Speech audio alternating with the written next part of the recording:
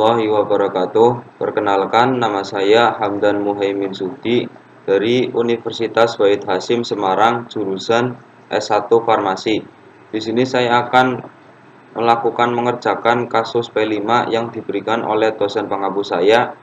Di sini pada praktikum statistika farmasi kali ini akan melakukan uji ANOVA. Uji ANOVA di sini adalah uji parametrik, sehingga asumsi parametrik harus terpenuhi, yaitu terdistribusi normal dan homogen.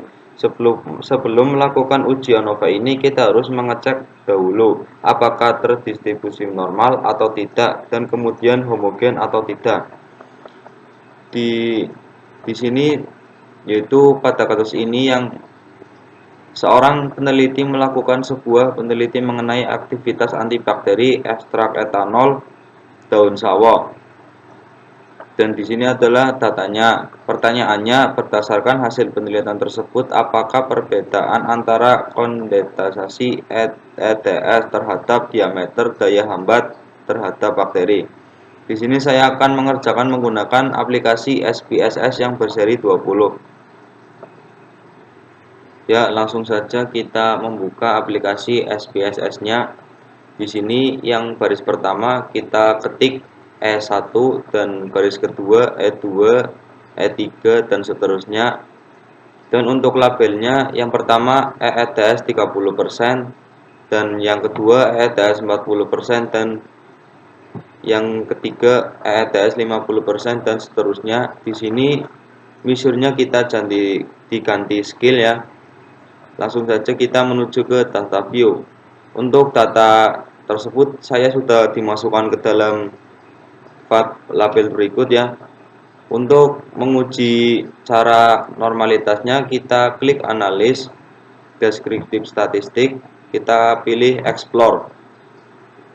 Di sini ETS 30%-nya kita masukkan ke dalam dependent list semua. Kemudian untuk display kita pilih plots, dan untuk plots-nya kita pilih none dan normality plots. Continue, oke.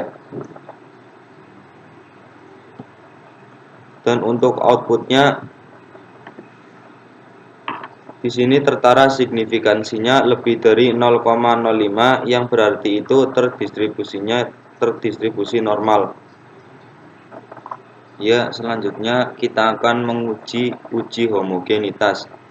Yang pertama di variabel view kita ketik EETS dan yang kedua kita ketik daya hambat.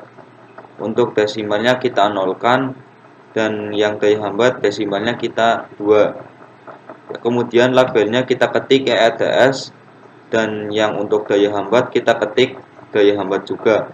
Untuk false kita atur seperti ini. Yang pertama EETS 30%, yang kedua EETS 40%, yang ketiga EETS 50%, yang keempat EETS 60%, dan yang kelima EETS 70%.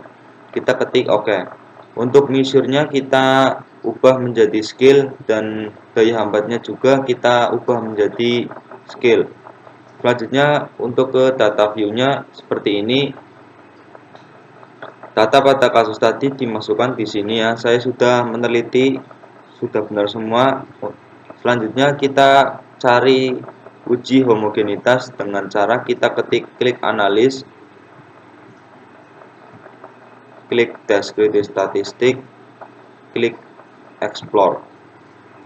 Untuk daya hambatnya ditaruh di dependent list dan untuk EETS-nya kita taruh di factor list.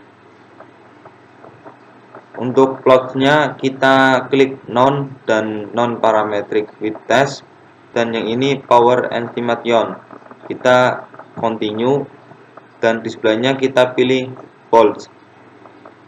Klik OK. Nah, ini adalah hasil output homogenitas.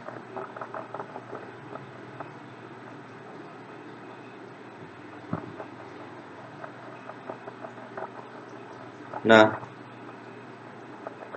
ternyata di sini signifikasinya ada yang kurang dari 0,05, berarti itu tidak homogen ya. Ya, langsung saja kita menguji uji Crystal Wallis. Untuk yang pertama ini kita ketik EETS dan yang kedua kita ketik daya hambat. Untuk desimalnya yang pertama kita nolkan dan yang kedua kita pilih 2. Dan untuk labelnya kita ketik EETS dan yang kedua daya hambat. Untuk false-nya kita atur yang pertama ETS 30%, yang kedua ETS 40%, yang ketiga ETS 50%, dan yang keempat ETS 60%, dan seterusnya. Pilih OK. Untuk measure-nya kita ubah menjadi skill, dan yang kedua sama kita ubah menjadi skill. Untuk data view-nya, cara untuk menguji uji Crystal Wallis, kita pilih klik analis non parametric test. Nah, langsung ke K independent samples. Untuk daya hambatnya kita taruh di test variable list. Untuk ETS-nya kita taruh di grouping variable. Dan untuk range-nya kita atur yang minimum itu 1 dan yang maksimum kita ketik 5. Continue. Dan untuk tes tipenya kita ini mengetes Crystal Wallis. Jangan lupa dicentang dan pilih OK.